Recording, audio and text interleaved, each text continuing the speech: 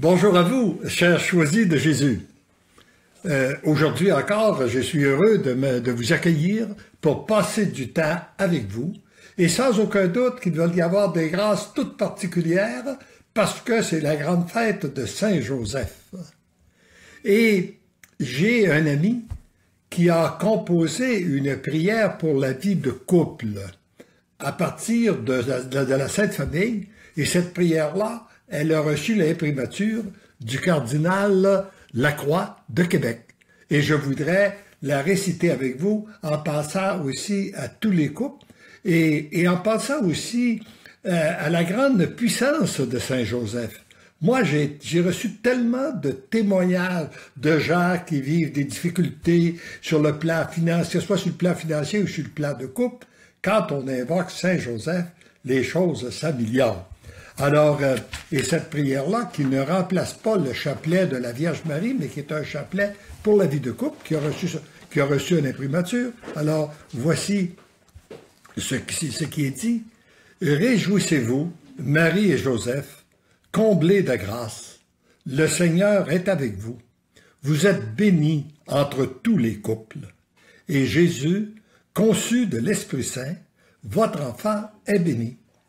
Sainte Marie et Saint Joseph, priez pour nous pécheurs, maintenant et à l'heure de notre mort. Amen. » Et maintenant, j'ai le plaisir d'avoir avec nous, comme la semaine dernière, Marc. Alors, Marc, je vais te laisser, je te laisse la parole. Ben moi, M. Lachance, j'ai eu le grand plaisir de lire ma deuxième expérience de lecture avec vous. J'ai passé du temps avec vous en fin de semaine dans votre livre génial pour le bonheur du couple et de la famille. C'est un sujet quand même qui me touche beaucoup étant mari et père. Alors, on ne peut pas véritablement y échapper. Et on ne veut pas y échapper parce qu'il y a quelque chose de fascinant là-dedans. Et d'entrée de jeu, M. Lachance, j'ai été frappé par la préface de l'abbé Guy Giroux, qui est un personnage qui a un franc-parler, mais un franc-parler qui vient nous chercher. Et sa notion du fait que, bon, la comparaison, quand il dit, bon, si on vous annonçait qu'un avion sur deux risque de tomber, est-ce que vous monteriez dedans? Alors, c'est sûr que c'est un peu la situation du couple actuellement dans la vie occidentale.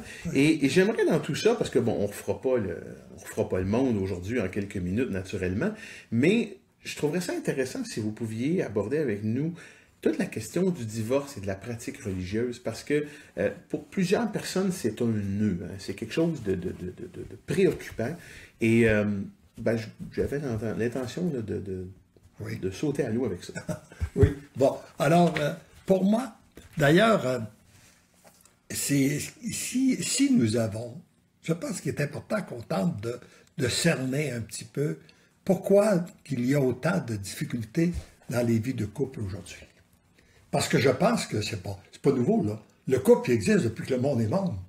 Puis je pense pas qu'on ait eu une période où il y avait autant de divorces que celle qu'on vit présentement. Et pour moi, ce qui alimente un couple continuellement, c'est l'amour. Bon. L'amour, mais la source même de l'amour, c'est Dieu. Pour moi, c'est clair. Et à partir du moment où on se couple de Dieu, ben, on se couple de cet amour-là. On peut tenter de la compenser par l'amour humain, etc., etc. Mais ça crée, pour moi, ça crée un mal de l'âme. Et ce mal de l'âme-là se traduit souvent, occasionne des grandes difficultés. Alors, je pense que pour quelqu'un qui a vécu une souffrance dans un couple, c'est une grave erreur de dire, ben là, je ne fréquente plus l'Église, je m'éloigne de ça. Parce qu'il n'y a rien, même si puis je veux pas remettre en cause les règles de l'Église, mais tout de même, chaque personne a besoin de prier, chaque personne a besoin, puis ça, c'est toujours ouvert. L'Église est toujours ouverte. Hein? Alors donc, oui, et c'est pas parce que, et d'autre part, c'est pas parce qu'on a bifurqué une fois dans notre vie qu'on est obligé de continuer sur ce chemin-là. Et en s'approchant de Dieu, on peut avoir les lumières pour découvrir qu'il y a une autre orientation, remettre notre situation entre les mains de Dieu, et là, tout à coup, on s'aperçoit que les choses s'arrangent. Même, parfois, au-delà de notre espérance. Au-delà de nos attentes. Au-delà de nos attentes.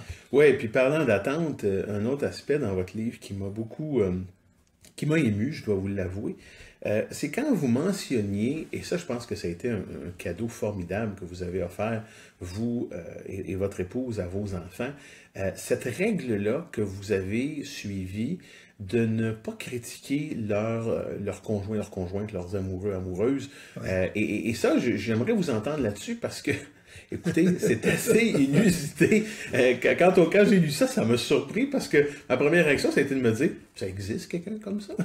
Parce que c'est assez rare qu'on rencontre ça. On vit dans un monde où la critique est beaucoup plus facile que le compliment, où la méchanceté qui graffigne est toujours plus présente et bon, s'accompagne d'énormément de blessures également. Alors écoutez, je voulais vous questionner là-dessus. Ben, je pense que c'est à la suite de certaines expériences que j'ai vécues avec des gens que j'ai vu vivre avec des gens près de moi. Que nous le voulions ou non, comme enfants, nous sommes toujours très, très influencés par les remarques de nos parents. Oh, c'est sûr, à l'âge de l'adolescent, on dit on ne veut pas les écouter, mais en réalité, c'est pas ça. Les parents, ils disent quelque chose. Et quand les parents, par exemple, si il y a une personne que généralement, qui tombe amoureuse de quelqu'un, puis si elle est réellement amoureuse, peu importe ce qu'on va dire ses parents, ses environs, elle va le marier pareil, ou elle va s'en aller vivre avec, quand même. Hein? Bon, c'est son choix, puis d'une part, ce choix-là, il lui appartient, c'est à elle que ce choix-là appartient. C'est pas à nous, moi je pense que c'est pas à nous, comme parents, de décider le conjoint de nos enfants. C'est leur choix à eux. Et tout ce qu'on pourrait dire de négatif envers cette personne-là au moment où des fréquentations, fait en sorte que quand il arrive plus tard, puis qu'il vive une difficulté, ça va revenir à la mémoire. Puis ils vont dire, ah, mon père me l'avait bien dit de ne pas marier ce gars-là, que ce gars-là, il y avait ci, puis il y avait ça. Ou mon père me l'avait bien dit que cette fille-là était là, était ça, ça. Bon.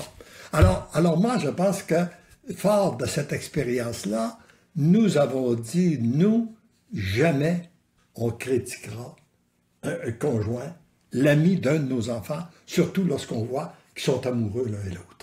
C'est leur choix, c'est pas le nôtre. Nous, on a à l'accueillir. Mais, et je pense que ça l'a produit des fruits, parce qu'à date, nous avons une grâce. Il y a toute la prière, c'est sûr, notre vie de prière, mais nous avons reçu une grâce toute particulière, qu'on loue le Seigneur, qu'on remercie le Seigneur tous les jours, de voir que nos 5 enfants sont tous mariés à l'Église, puis on n'a pas vécu de séparation.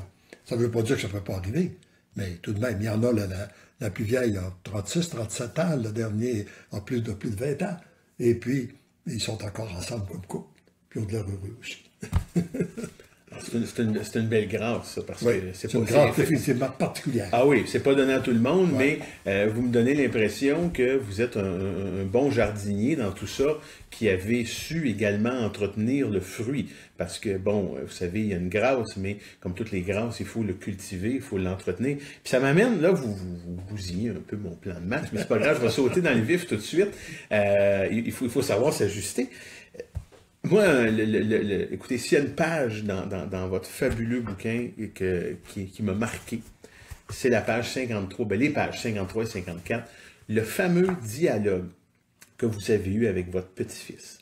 Et ça, j'ai trouvé que c'était interpellant et c'était quelque chose, et c'est quelque chose qu'on vit, parce que vous avez eu cette discussion-là, je vais vous laisser la résumer, mais à toutes fins utiles, ce que vous avez dit à votre petit-fils, c'était que si votre famille est dans cet état de grâce-là, c'est qu'il y a vous avez bien cultivé ça, vous et votre épouse, vous avez eu les bonnes valeurs, vous avez bien entretenu ça, et vous avez posé des piliers, des jalons qui étaient solides.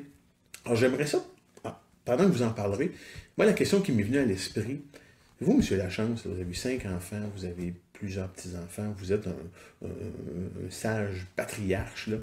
Quelles sont les valeurs que vous avez véhiculées, défendues, puis qui ont toujours été chères à votre esprit, là, qui étaient des incontournables dans votre vie familiale? Oui.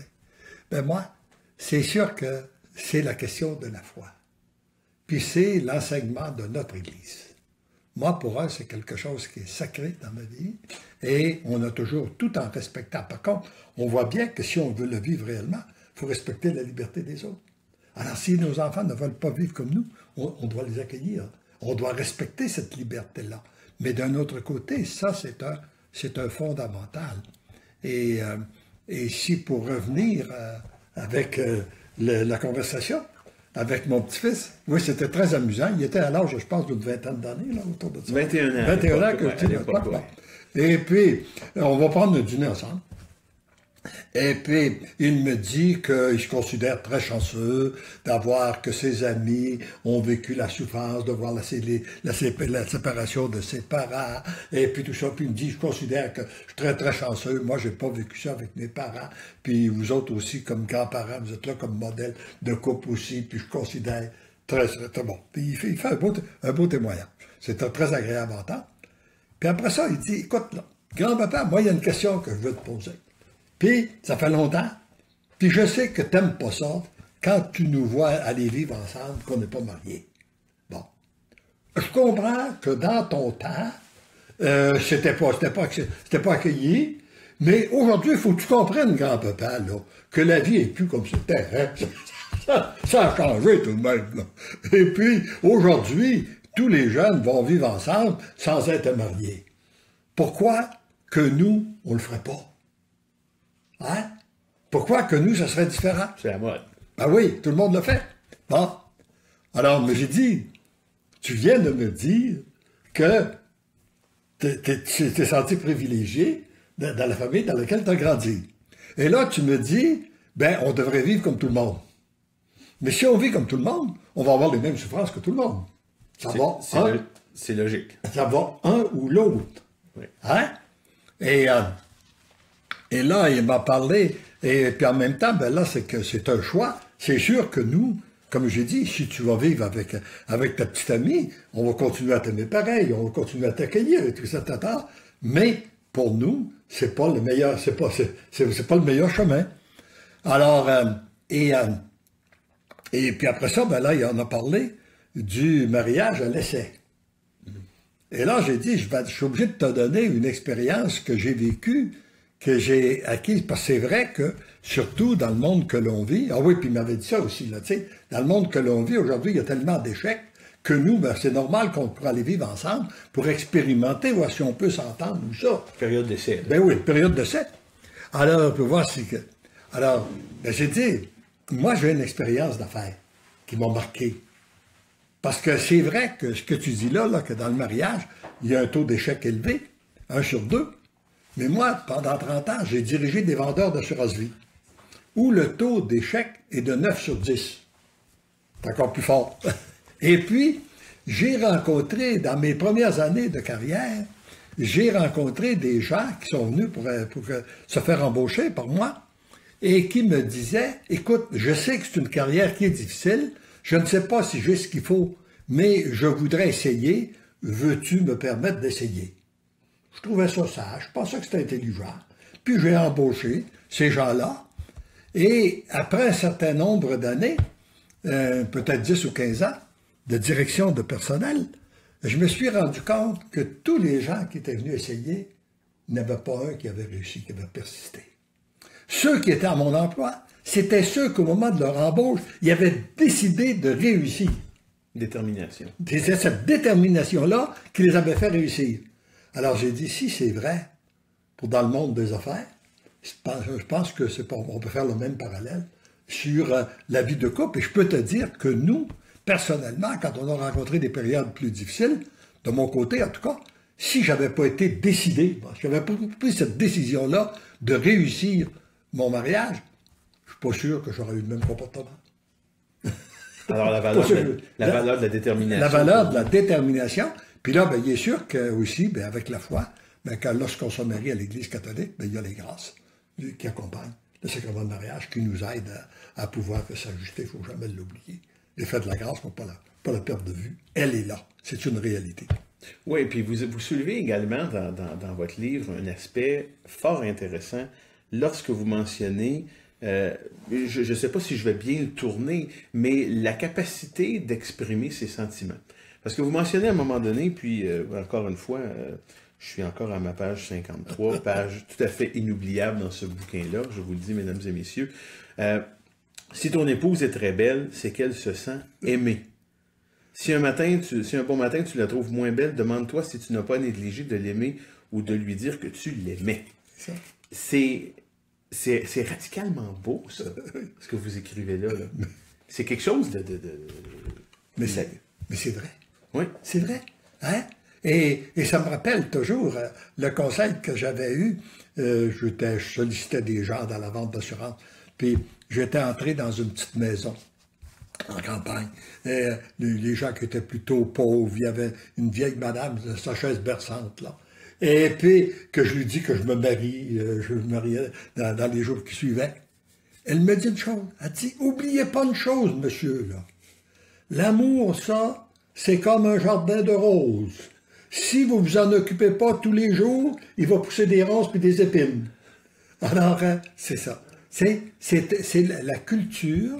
Et moi, personnellement, ce que j'ai vécu aussi, comme je le relate là-dedans, c'est que il m'est arrivé, dans les périodes plus difficiles dans notre vie de couple, il m'est arrivé une fois de me confier à quelqu'un, qui était un diacre, plus âgé que moi. Je trouvais qu'il était sage, puis je lui ai raconté les difficultés que je vivais avec Élisabeth.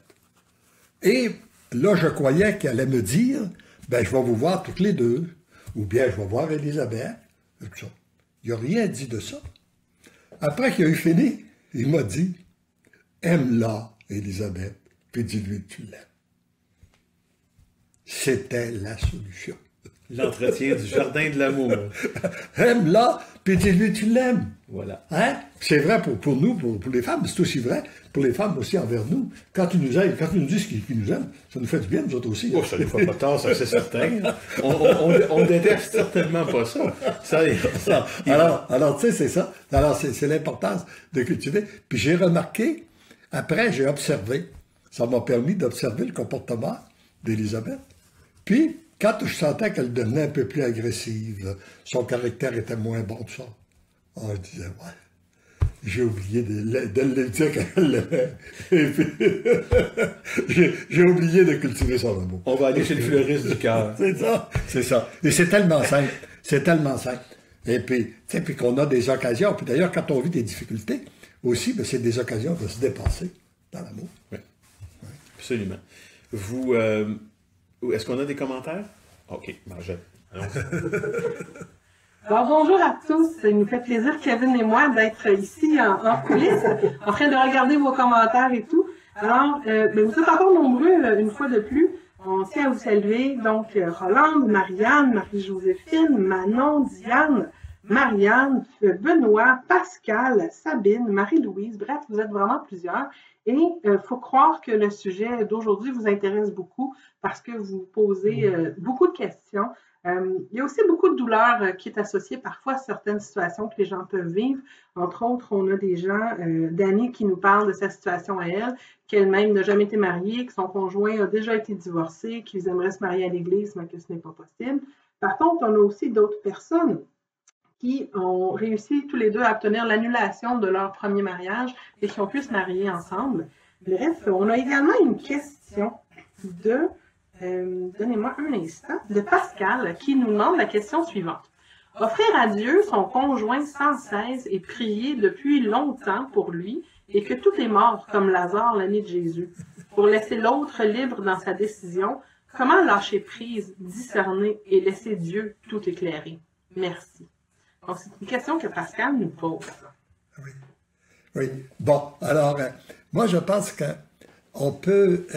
ce qui est important dans une relation avec notre Dieu, c'est la transformation qu'il veut faire en nous. Trop souvent, on prie pour qu'il change l'eau. Mais c'est peut-être nous qui avons besoin de changer. Alors donc, on peut lui laisser cette liberté-là. Et d'autre part, c'est que moi, je pense qu'il faut remettre notre situation totalement entre les mains de Dieu et lui faire confiance.